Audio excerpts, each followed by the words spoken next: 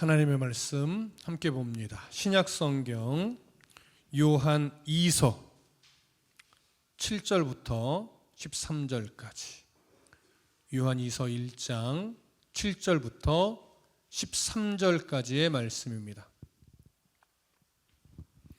우리 교독합니다. 요한 2서 7절부터 13절, 제가 7절을 먼저 읽겠습니다. 미혹하는 자가 세상에 많이 나왔 예수 그리스도께서 육체로 오심을 부인하는 자라. 이런 자가 미혹하는 자요 적 그리스도니. 너희는 스스로 삼가 우리가 일한 것을 잃지 말고 오직 온전한 상을 받으라. 지나쳐 그리스도의 교훈 안에 거하지 아니하는 자는 다 하나님을 모시지 못하되, 교훈 안에 거하는 그 사람은 아버지와 아들을 모시느니라.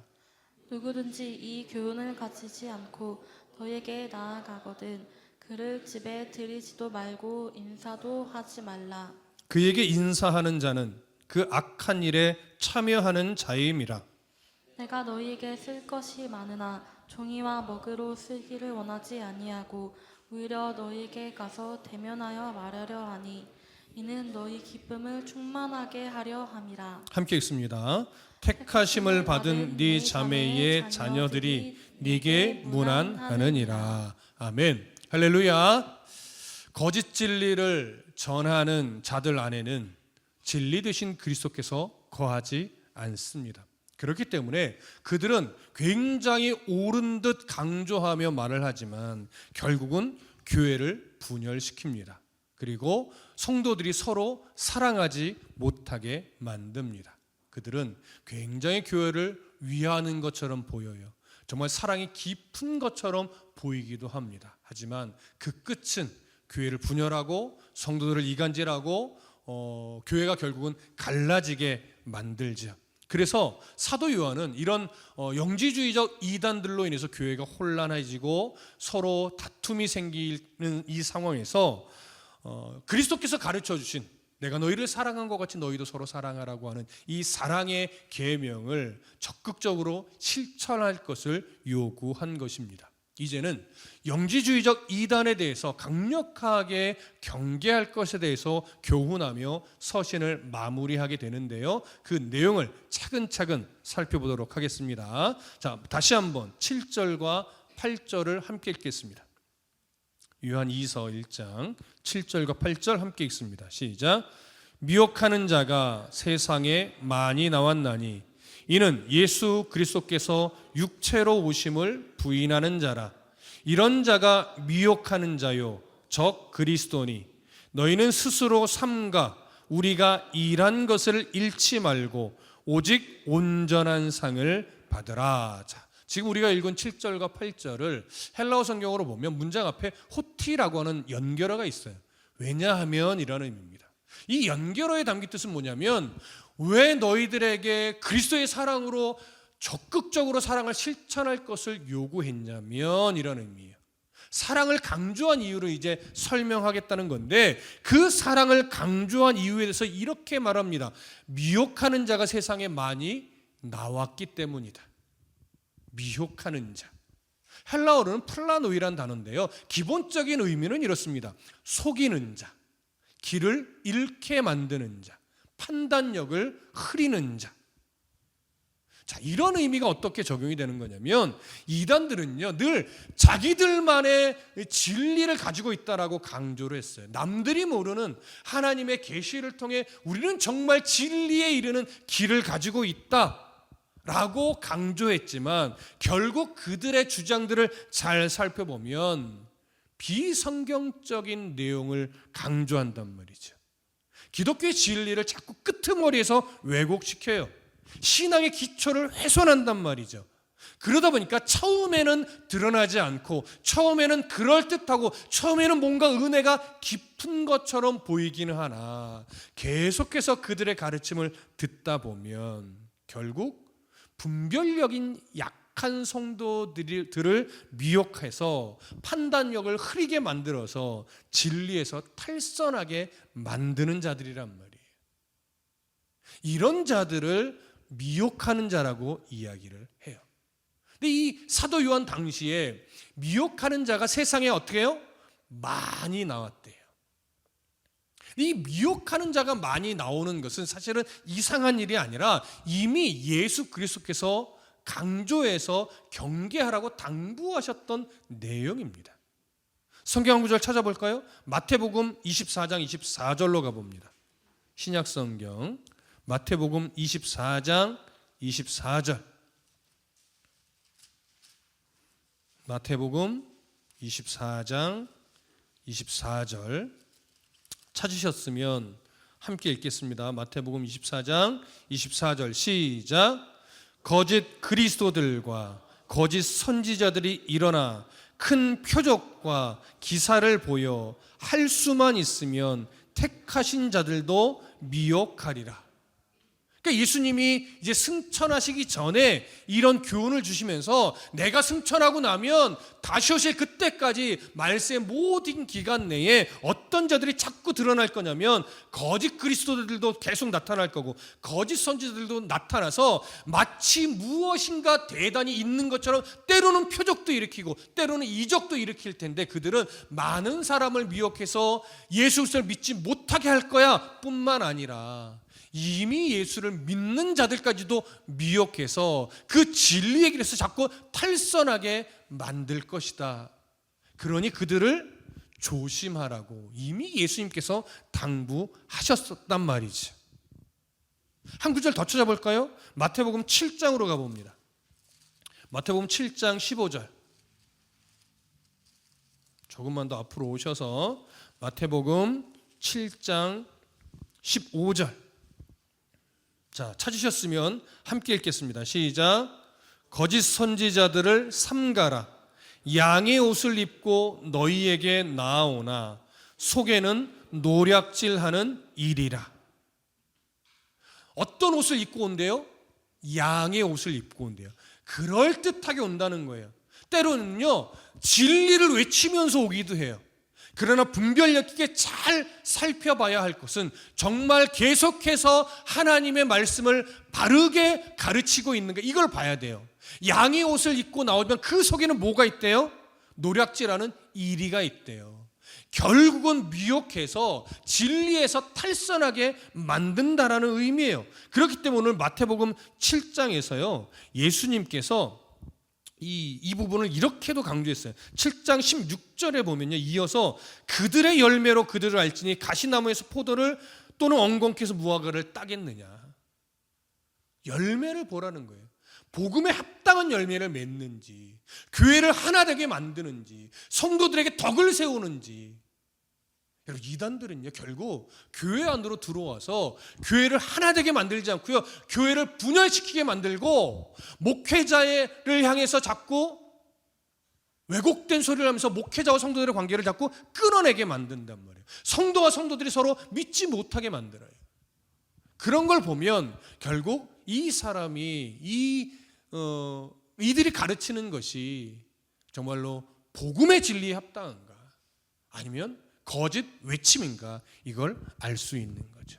예수님도 이렇게 미혹하는 자가 계속해서 일어날 것이니 그들이 일이 땐지 양인지를 잘 분별해야 된다라고 강조를 하셨어요. 오늘 본문에서 사도 요한은요 이런 자가 미혹하는 자인데 이런 자가 또 적그리스도라고 강조해서 이야기를 해요. 미혹하는 자이면서 그들이 곧 적그리스도라고요. 이 적그리스도로 번역된 헬라어는 안티크리스토스예요. 단어가 갖고 있는 의미는 이겁니다. 그리스도를 대신하려고 하는 자 또는 그리스도를 대적하는 자. 이런 자들이 미혹하는 자이고 이런 자들이 적그리스도라는 거예요.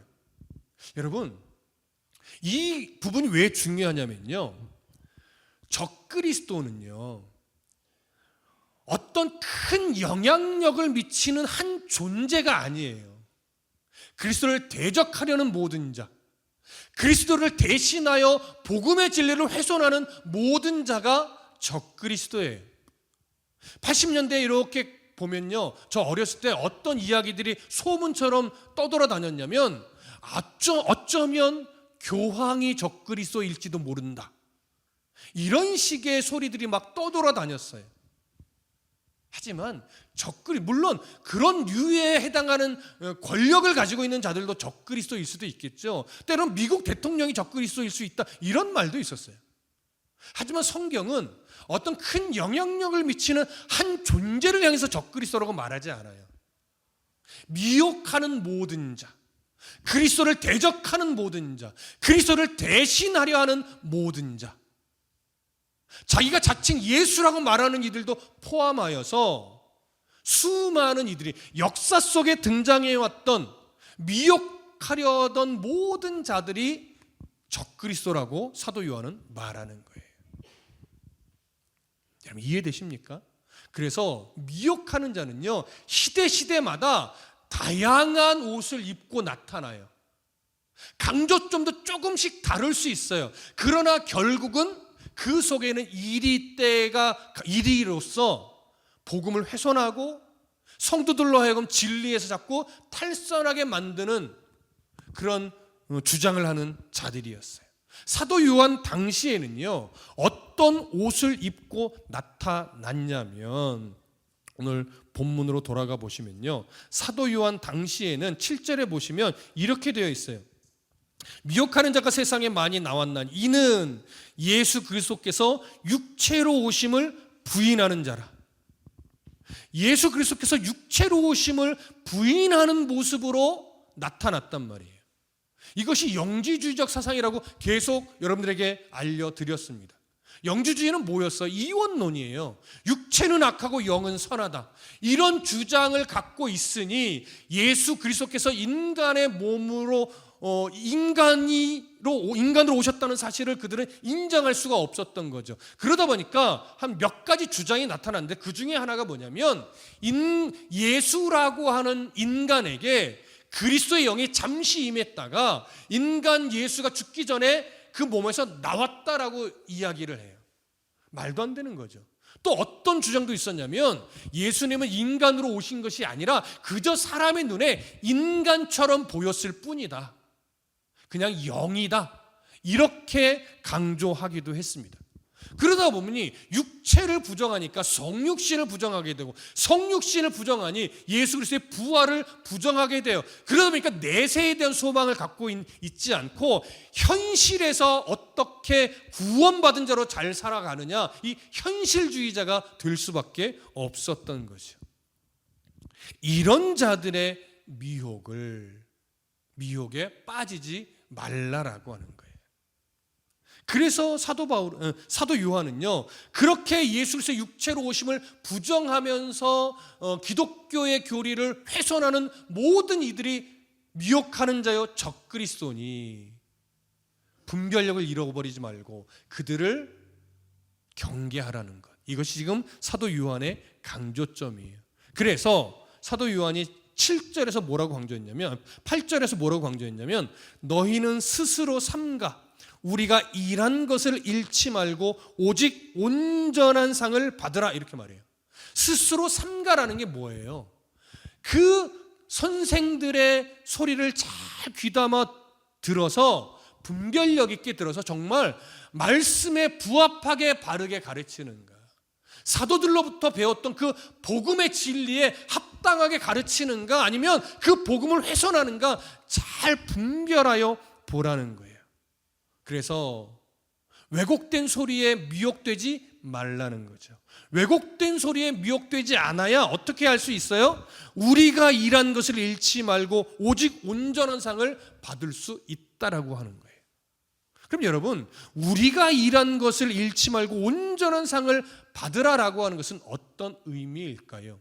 온전한 상, 남들과는 차별되는 우월한 어떤 상을 말하는 걸까요?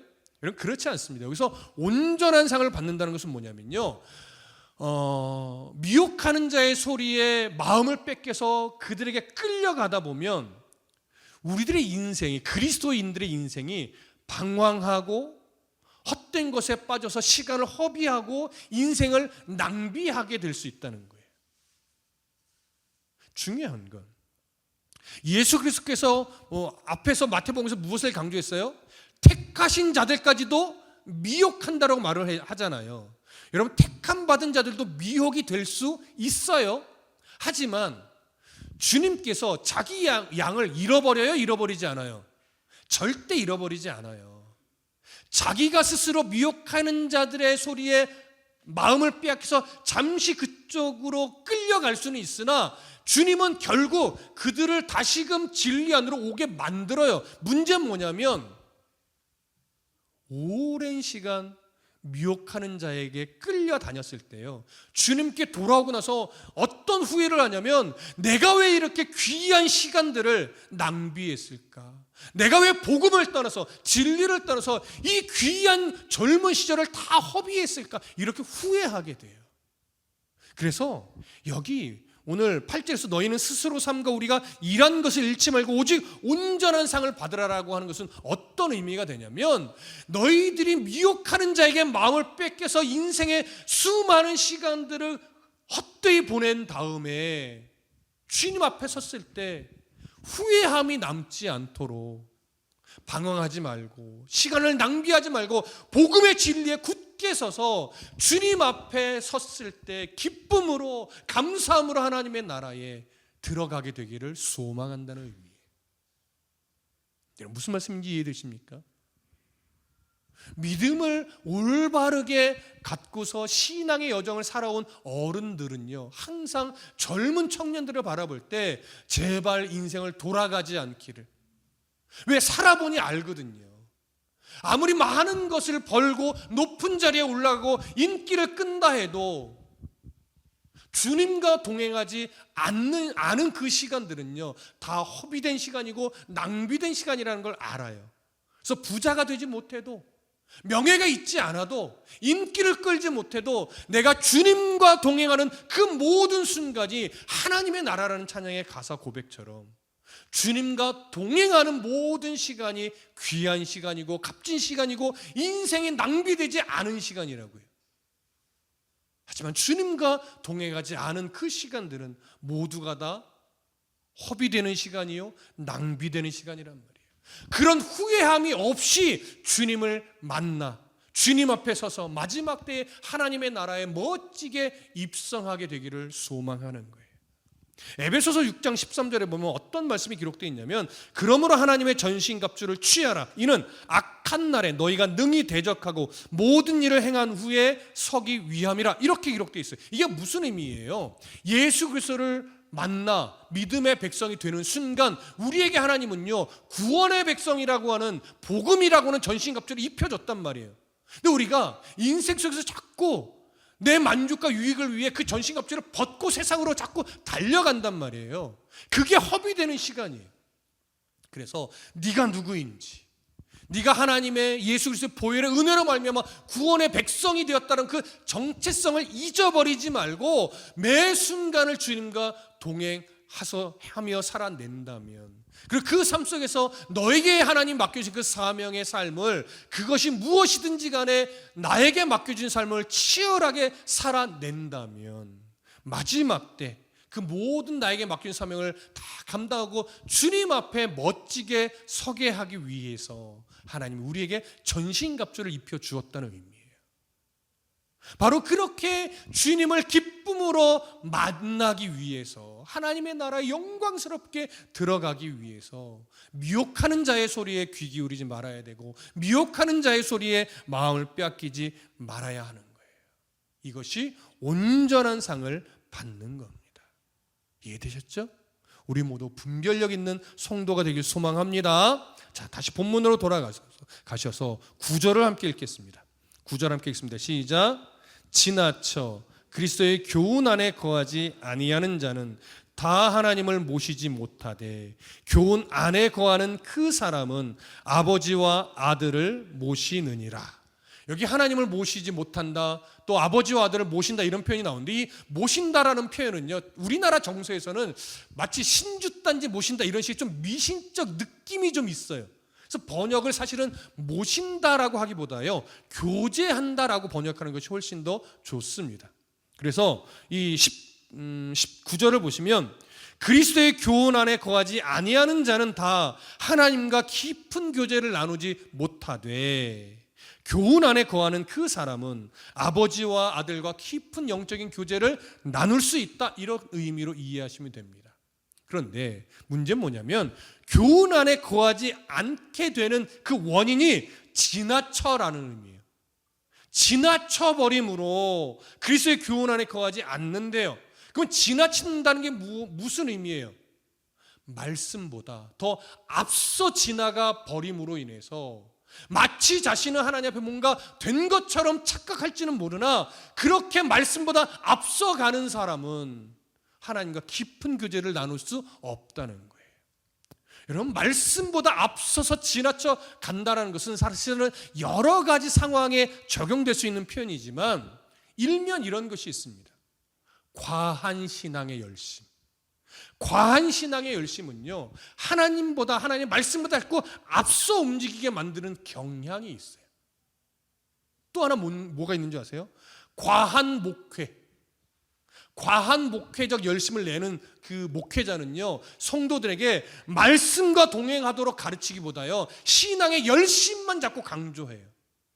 그러다 보니까 성도들이 열심은 막 내는데 열심히 지나쳐서 말씀보다 앞서가게 되는 경향이 생기는 거예요. 말씀보다 과한 열심을 요구하는 목회는 과한 열심을 자꾸 성도들에게 내게 만들고, 성도들이 과한 열심을 내게 되면 그 지나친 열심으로 인해서 말씀보다 앞서가게 돼요. 말씀보다 앞서가게 되면 하나님과 깊은 교제를 누리지 못하고 자기 만족적 신앙, 그저 자기의 종교성에 기인한 신앙의 형태를 취하게 돼요. 그러면 거기서 자꾸 미혹된 삶의 모습들이 나타나게 되는 겁니다. 그래서 우리가 늘 조심할 것은 우리의 신앙이 말씀과 동행하는 건강한 신앙으로 가야 되는데, 말씀보다 더 앞서 나가버리는 그런 과도한 지나친 신앙으로 흘러가지 않도록 스스로를 잘 경계하면서 말씀에 늘 나를 비추어야 돼요.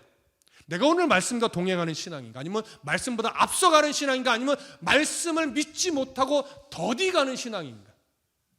말씀에 비추어 너무 더디가도 신앙이 건강하지 않고, 말씀보다 더 앞서가도 신앙이 건강한 것이 아니에요. 그래서 말씀과 동행해서 말씀의 바로 뒤에서 말씀을 따라가는 인생이 되어야 해요. 설교 또한 마찬가지죠. 말씀을 따라가는 성도를 만들어야지 말씀보다 앞서가거나 말씀을 바르게 가르치지 않아서 말씀보다 더 멀리 뒤에 처져서 가는 그런 신앙이 되지 않도록 말씀을 가르쳐야 되는 거죠. 무슨 말씀 이해되세요? 그래서 하나님의 말씀을 알되 바르게 가르치는 것과 바르게 배우는 것이 그래서 더더군다나 중요한 것입니다. 이런 영적 분별력이 목회자에게 또 성도 여러분들 가운데 깊이 일어나기를, 그래서 하나님과의 깊은 교제가 일어나기를 소망하고 축복합니다. 10절을 보시죠. 10절 함께 읽습니다. 시작.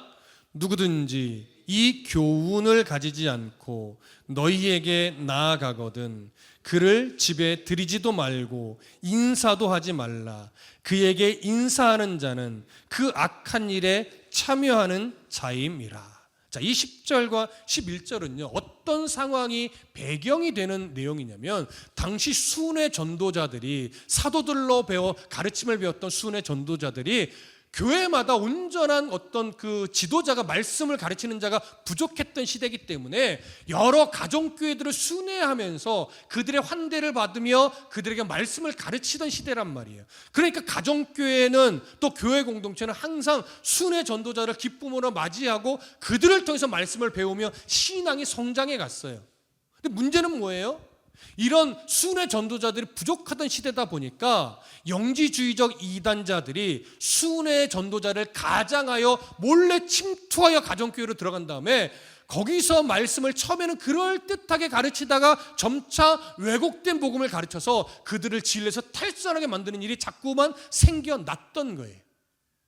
그래서 오늘 사도 요한이 강조하는 것은 뭐냐면, 이 교훈을 가지지 않고 너희들한테 몰래 다가가는 자들을 무조건 환대하지 말고 그들의 가르침이 정말 올바른가를 주의 깊게 살펴 점검하라는 거예요.